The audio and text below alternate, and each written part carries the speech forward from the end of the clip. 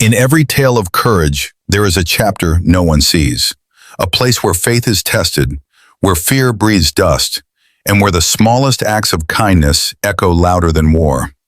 This is where her story begins. An 18-year-old girl far from home, her heart full of dreams, her hands trembling with purpose. Gloria Johnson never imagined that answering a missionary call would lead her into a land shaped by conflict, hope, and destiny. Here, in the heat of the Syrian desert, she would meet strangers who would become family, children who would shape her compassion, and a soldier whose quiet gaze would change her path forever. But before the miracles, before the heartbreak, before the love that would cost more than she could ever imagine, there was simply a girl stepping out of a dusty Jeep, eyes wide, heart brave, carrying faith into a world that desperately needed light. This is not just a love story.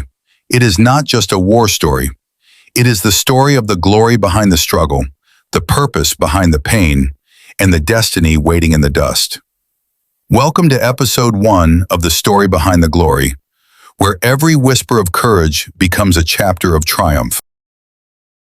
The sun rose like molten gold over the dusty plains of northern Syria. The air was thick with sand and silence, the kind of silence that hides both hope and danger. A white missionary jeep rolled along the lonely dirt road, its tires grinding through layers of heat and history. Inside sat Pastor David Johnson, a calm and seasoned missionary from Texas in America, though with Nigeria origin, his Bible resting on his lap, a symbol of purpose stronger than fear. Inside the Jeep is also his wife, Mrs. Grace, a gentle woman with eyes that carried both kindness and courage. And then their daughter, Gloria Johnson, 18 years old, bright-eyed. Her face glowed with the curiosity of youth and the quiet conviction of faith. Gloria was a Nigerian-American girl who had known comfort in Texas. But here the earth was red, the sky vast, and the mission divine. She pressed her hand to the dusty window as they passed villages shattered by war. Children played barefoot in broken streets, their laughter blending with distant echoes of gunfire. Pastor David smiled faintly.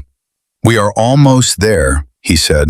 His voice is steady, the voice of a man used to trusting God more than circumstances. The Jeep stopped in front of a small signpost that read, "House of Peace Mission Center." The words were fading, but their purpose was not. As the family stepped out, villagers, curious and cautious, peeked from behind wooden doors. Mrs. Grace stretched her arms with joy, immediately offering candies to the children who gathered around.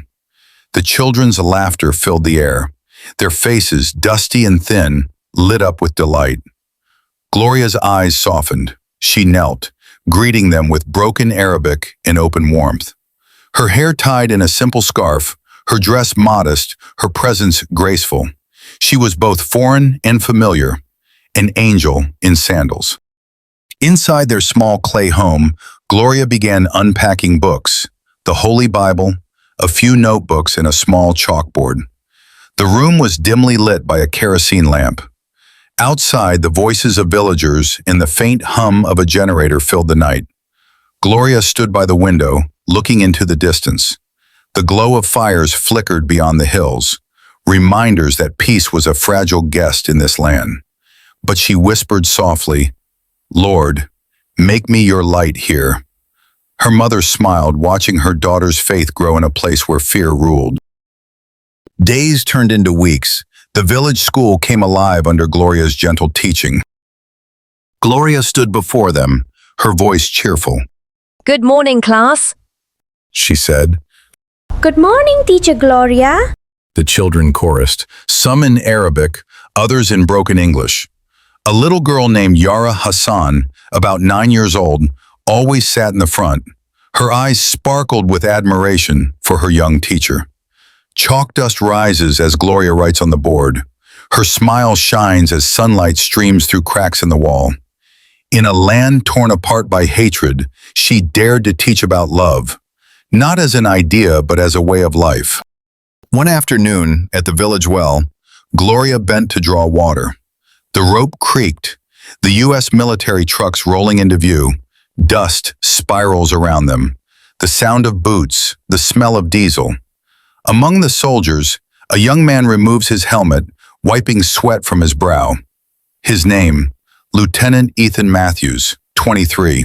His uniform dusty, his gaze steady yet kind. Their eyes meet, just for a heartbeat. In that moment, time paused. Two strangers from two worlds stood on opposite sides of a well, and heaven smiled. Gloria lowers her eyes shyly. Ethan nods respectfully before joining his team. A faint smile, a spark of something new, unspoken. That night, the missionaries hosted dinner for the villagers and a few soldiers. Wooden tables, simple plates, warm laughter. Pastor David prayed, thanking God for peace, while Mrs. Grace served rice and flatbread.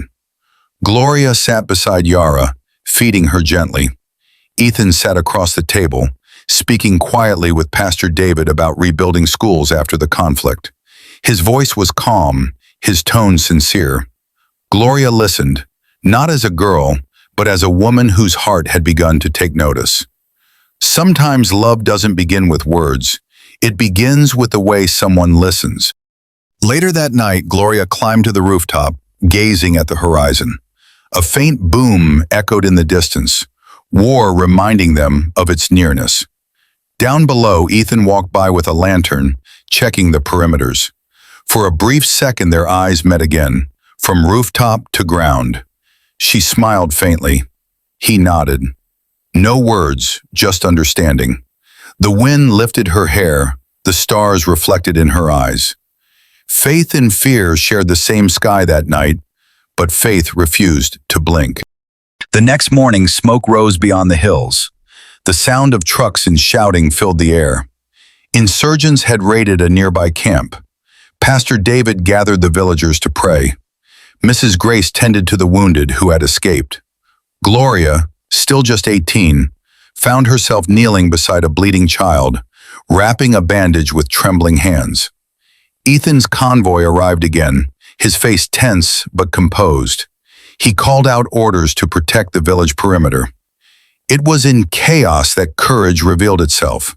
For love that is true is never afraid to get its hands dirty. That night, Gloria sat by a small lamp, writing in her journal. Dear Grandma, Syria is not what I imagined, but somehow I feel closer to God here.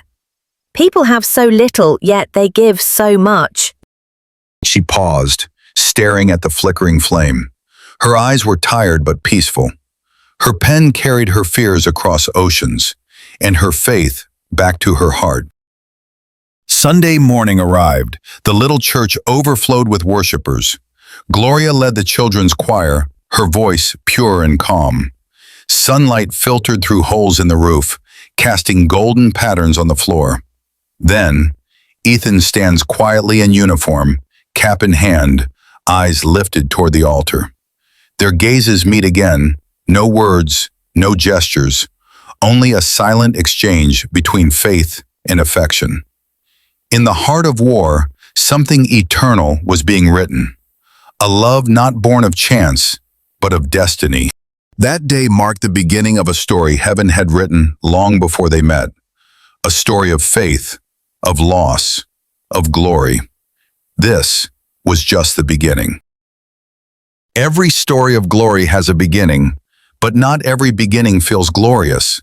Some begin in dust, some begin in danger, some begin with a trembling yes. For the Johnson family, this was that beginning. When they left Texas for the mission fields of Syria, they carried more than luggage. They carried faith stitched with uncertainty, hope wrapped in sacrifice, and dreams big enough to stretch across continents. And for Gloria, barely 18, bright-eyed and untested, this land would become the classroom where God shaped her courage, one dusty step at a time. Here, in a village etched by war yet breathing with resilience, she would discover compassion deeper than fear, friendships stronger than distance, and a love so unexpected it would challenge everything she thought she knew about destiny. But destiny does not shout. It whispers, in glances, in moments, in the quiet intersection of two worlds. And in that single moment beneath the Syrian sun, the story behind the glory quietly began.